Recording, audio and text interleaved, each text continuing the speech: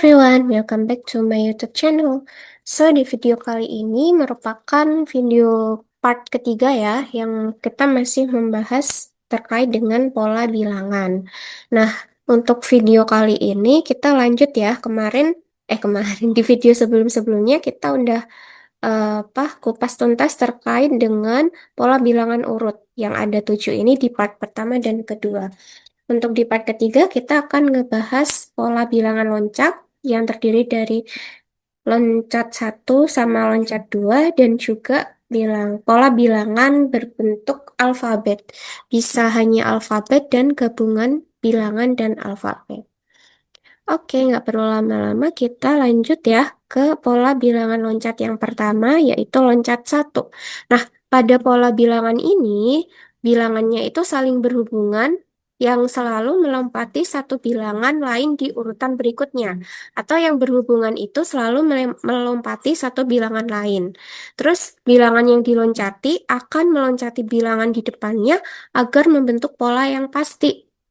Nah, rumusnya biasanya berupa penjumlahan, pengurangan, perkalian, ataupun pembagian.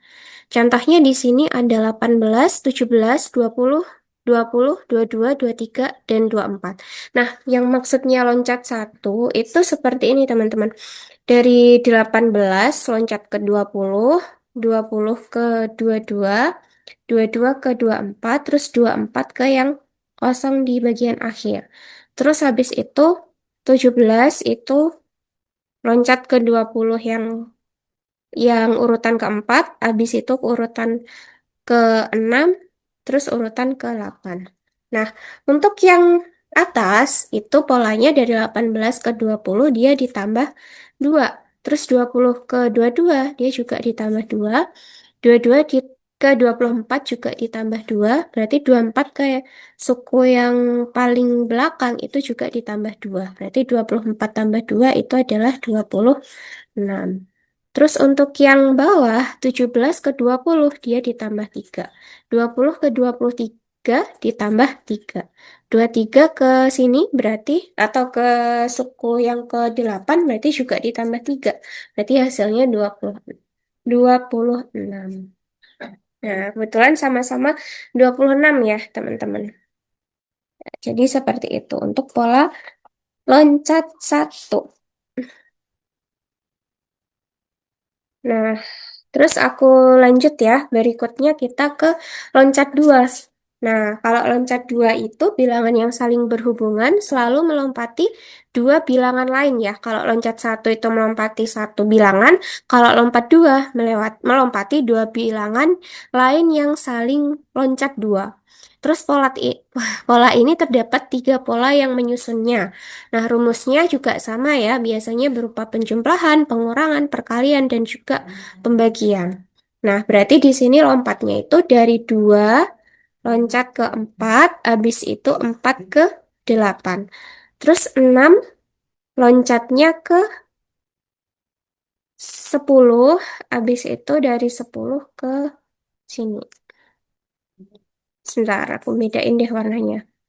Dari 6 ke 10, 10 ke yang kosong di sini. Terus habis itu 3, ini ya, 3, 3 berarti dia ke sini, terus ke sini. Nah, ini sebenarnya ini ya teman-teman. Biasanya bilangannya dalam polanya itu lebih banyak ya. Cuma karena ini keterbatasan, jadi nggak apa-apa ya kita ngambilnya beberapa aja. Atau cuma 9 suku pertama. Nah, dari 2 ke 4, habis itu ke 4, ke 8, berarti kan polanya dikali 2 ya teman-teman. Nah, terus 6 ke 10 itu berarti kan ditambah apa namanya? Ditambah 4 gitu. Nah, ini tambah 4 berarti 10 ke 4 hasilnya adalah 14. Ya, terus yang ini yang oranye dari 3 ke 9 berarti kan dikali 3. Terus 9 ke sini itu juga dikali 3. Di hasilnya adalah 27, seperti itu. Jadi kalau polanya lebih banyak, bilangannya lebih banyak, kan nanti ini bisa ketahuan gitu ya. Kayak tadi kan kalau kita mikirnya dari 2 ke 4 kan bisa aja ditambah 2 lah. Ternyata dari 4 itu selanjutnya ke 8, berarti kan dikali 2. Begitu juga yang 6 ke 10 itu kayaknya kemungkinannya cuma ditambah 4. Tapi kalau 3 ke 9 itu kan bisa juga ditambah 6 gitu. Nah, biasanya kalau polanya lebih banyak kan di sini sudah jelas tertulis 27. Jadi kita bisa menentukan kalau polanya itu dikali 3. Sementara kalau ditambah 6 itu kan juga bisa kemungkinan terjadi gitu. Itu ya teman-teman. Biasanya kalau di soal sih akan lebih banyak kalau misalkan polanya itu pola bilangan loncat terkhusus loncat 2 seperti itu.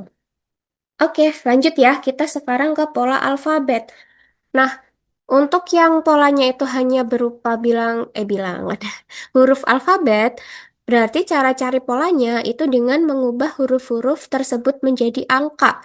Jadi teman-teman harus hafalin ya kalau A berarti urutan pertama, B kedua, dan seterusnya sampai Z itu 26. Nah, di sini kita lihat ya polanya itu berarti kita ubah hurufnya menjadi angka dulu nih. D, D itu kan berarti 4. Terus X itu 24. Terus ini kosong, habis itu V 22. Terus J itu 10 ya.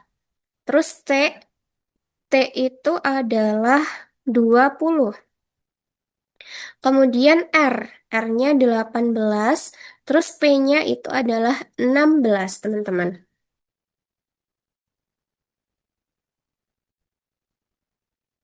Berikutnya setelah kita ubah jadi angka, berarti kita tentukan polanya gitu. Ini ada 4, 24, 22, 10, 20, 18, 19. Ini kan kayak random gitu ya. Padahal kalau ini kita tinjau lebih jauh dari 24 ke 22 berarti kan dikurangi 2. Terus 22 ke 20 dia dikurangi 2. 20 ke 18 dia dikurangi 2. Nah, terus gimana yang 4? 4 ke yang kosong, terus yang kosong ke 10, 10 ke sini, dan sini ke sini. Nah, caranya itu di sini teman-teman bisa trial and error, atau ini ya, kalau teman-teman perhatikan dari eh, sini kan tengah-tengahnya 10 tuh.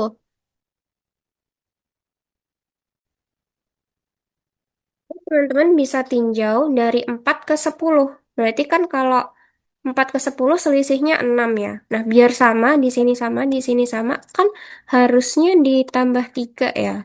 Karena kan tambah 3 itu apa namanya? Polanya akan sama gitu. 4 tambah 3 kan 7 ya.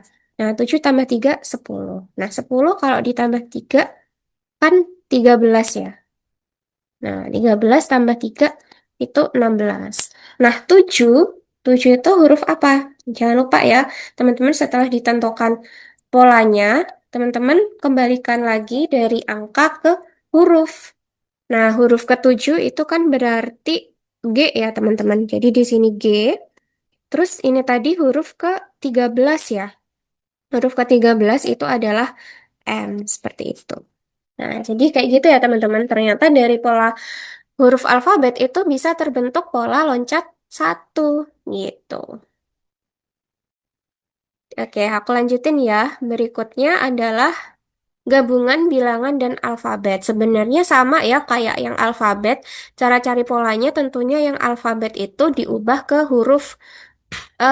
ke alfabet itu diubah jadi angka gitu. Nah, biasanya itu eh gabungannya itu bisa satu suku itu ada bilangan terus ada huruf atau bisa juga kayak gini teman-teman. Persukunya itu random ya dari angka, berarti di sini huruf, angka. Kayak gitu sepertinya. Nah, di sini teman-teman kalau lihat polanya si angka ya dari apa namanya 2 ke 3. 5 ke 8, 8 ke yang belum diketahui, terus yang belum diketahui ke 14. Nah, 2 ke 5 itu kan ditambah 3. 5 ke 8 juga ditambah 3. 8 ke sesuatu berarti dia harusnya juga ditambah 3. Berarti di sini adalah 11. Nah, ini 11-nya angka ya, soalnya yang sebelum-sebelumnya itu angka. Nah, terus 11 ke 14 kan juga ditambah 3. Nah, ternyata ini ya, sama kayak tadi sepertinya polanya itu loncat gitu. Nah, terus kalau hurufnya, di sini teman-teman lihat ya, dari A ke sesuatu. Sesuatu ke C. C ke D. Nah, C ke D. C itu kan 3 ya teman-teman. C itu 3, terus D-nya itu kan 4. Dari 3 ke 4, dia kan ditambah 1. Nah, A itu kan 1. Nah, berarti 1 harusnya juga ditambah 1 ya. Nah, 1 ditambah 1 kan berarti 2 teman-teman. Nah, 2 itu huruf apa? 2 itu adalah huruf B. Nah, seperti itu ya, teman-teman. Kurang lebih untuk pola gabungan bilangan dan alfabet. Oke, teman-teman, untuk video part ini cukup sekian ya. Dan jangan lupa teman-teman yang mau referensi buku untuk belajar bisa lihat di description box ya. Di situ sudah ada berbagai macam, bisa menyesuaikan dengan budget dan insya Allah sudah ada di diskonnya ya teman-teman. Jadi jangan lupa untuk di check out. Hehe, oke, segitu dulu ya untuk video kali ini. Mohon maaf kalau ada kesalahan kata ataupun perbuatan. Aku akhiri dan bye-bye teman-teman. Sampai ketemu di video berikutnya.